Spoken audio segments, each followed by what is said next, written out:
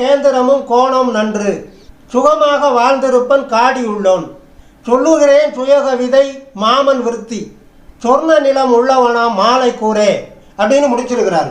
இப்போ இந்த பாடலில் அந்த முதலடியை எடுக்கும்போது இந்த பாடலில் இருக்கிற அந்த கடைசி 2 வார்த்தைகளில் முதல்ல எடுத்துகிட்டு வந்துடணும்.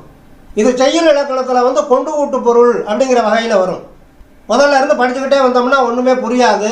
அந்த பாடலில் எங்கேயாவது ஒரு வரி, எங்கேயாவது ஒரு வார்த்தை அந்த முதல்ல எடுத்து வச்சுக்கிட்டு படித்தா தான் புரியும். அந்த மாதிரி பாடல் இது. இந்த பாடல் அந்த கடைசியாக வரக்கூடிய மாலை கூரே அப்படிங்கிறத நம்ம முதல்ல எடுத்துக்கணும். மால்னு சொன்னால் திருமால், பெருமாள், வெங்கடாச்சலபதி, மகாவிஷ்ணுவனுடைய அம்சமாக புத பகவானை சொல்லுவாங்க நவகிரகத்தில். அப்போ இந்த புத பகவானை மாலை கூரே அப்படிங்கிறார். அந்த புத பகவான் என்கிற அந்த கிரகத்தை எடுத்துக்கொண்டு பலனை சொல்லிக்கிட்டே வா அப்படிங்கிறார். சொல்லுகிறேன் 2 3 ஈராறு 8. 2 3ன்னு சொன்னால் 6ஆம் இடம், ஈராறுன்னா 12.